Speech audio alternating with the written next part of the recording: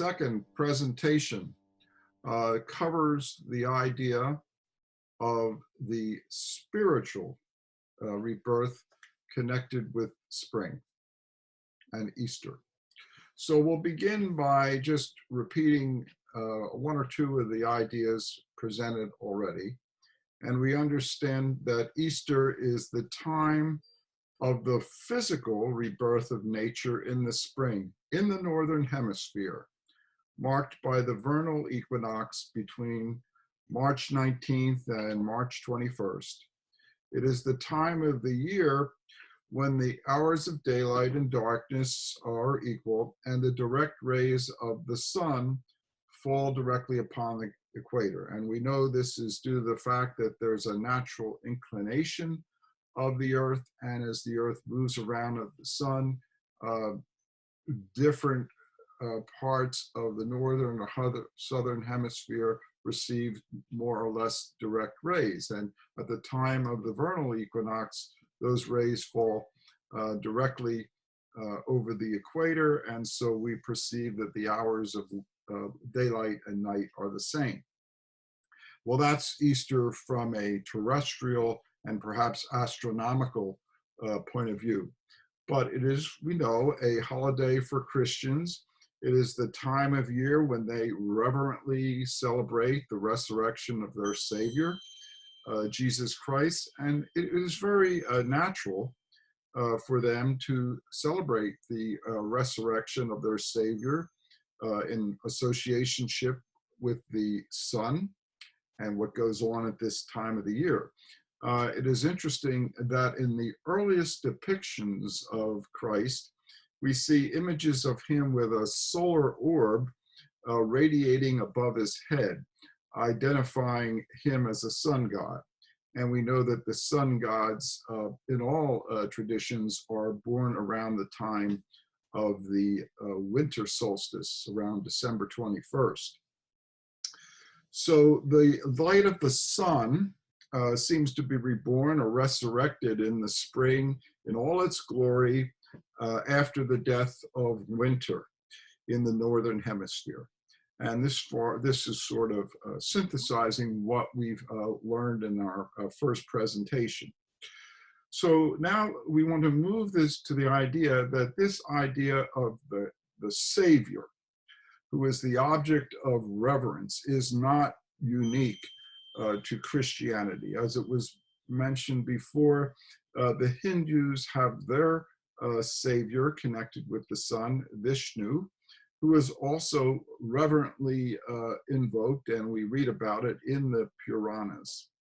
And in that work, we hear these words: "Glory to the unchangeable, holy, eternal, supreme Vishnu, of one universal nature, the mighty over all. To Vishnu, the cause of final emancipation, the cause of creation, existence, and the end of the world, who is the root of the world, and who also consists of the world."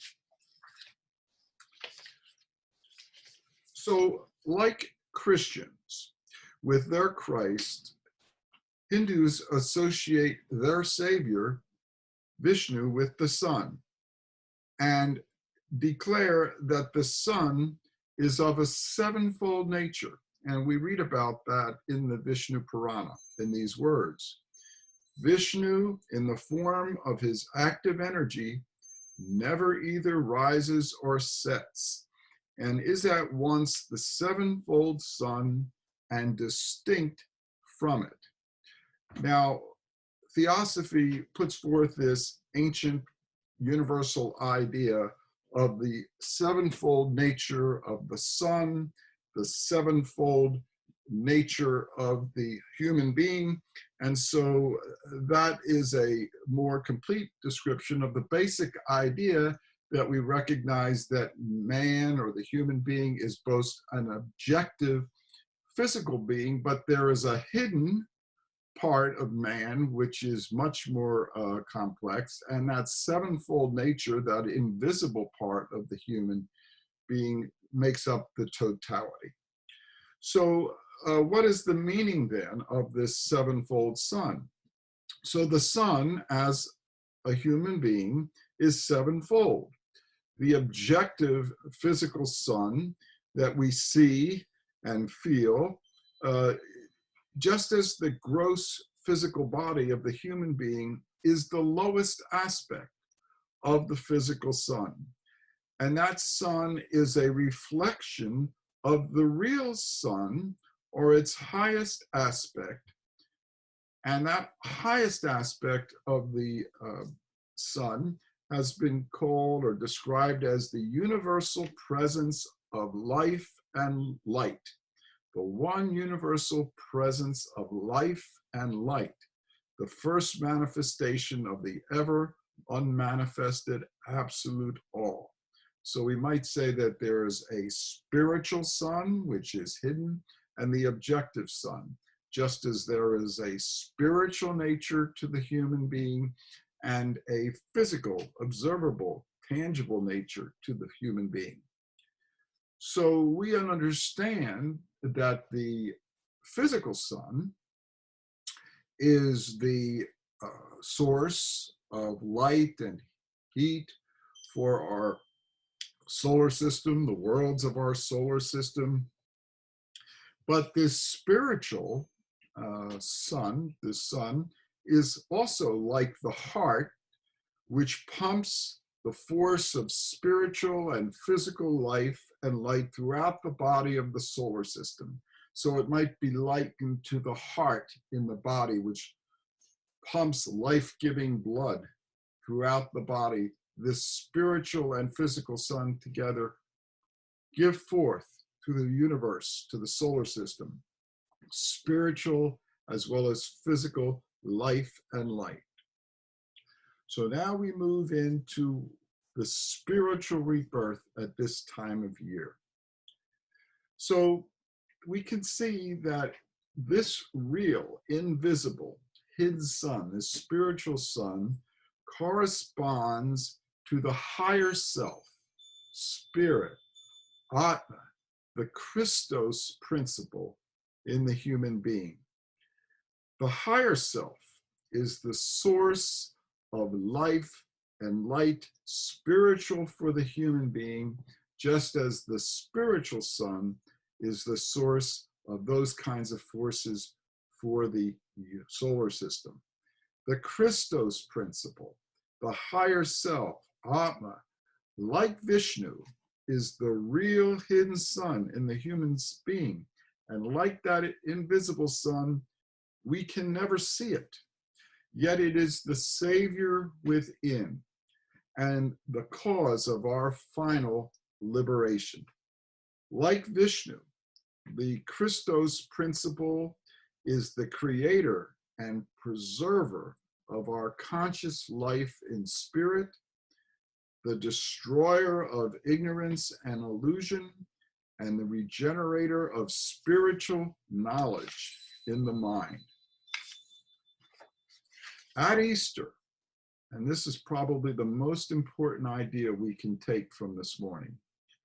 At Easter, the vernal equinox, the light of the physical sun becomes more present in the northern hemisphere, and all nature responds with renewed physical life, because the earth is inclined to receive that at this time of the year. Correspondingly, and here's the point, the light of the Christos principle, the higher self, the human spiritual sun, is felt more strongly in the minds of those turned within and toward the higher self. The spiritual influence and wisdom of the higher self is more present in the mind. And we just wanted to read a brief passage from the Voice of the Silence regarding that. Alas, alas, that all men should possess Alaya, to be one with the great soul, and that possessing it, Alaya should so little avail them. Behold, how like the moon reflected in the tranquil waves, Elia is reflected by the small and by the great, is mirrored in the tiniest stones, yet fails to reach the heart of all. Alas, that so few men should profit by the gift, the priceless boon of learning truth, the right perception of existing things, the knowledge of the non-existent. So although the light of the higher self is always there, it is felt more strongly at this time in the hearts of human beings, which is the source of the feeling, the psychic and spiritual uplifting that people have felt throughout the ages at this time of year. It's a gift of nature, a cyclic return of an impression. And for those who aspire, it is a great opportunity provided by great nature and the inner human nature for a spiritual rebirth and resurrection from the darkness of ignorance, materialism, and separateness. And for those who aspire to be true servants of humanity, they can be, like the sun, the center of their little solar system of family, friends, and acquaintances, from which proceeds a spiritual influence and wisdom for the benefit of all.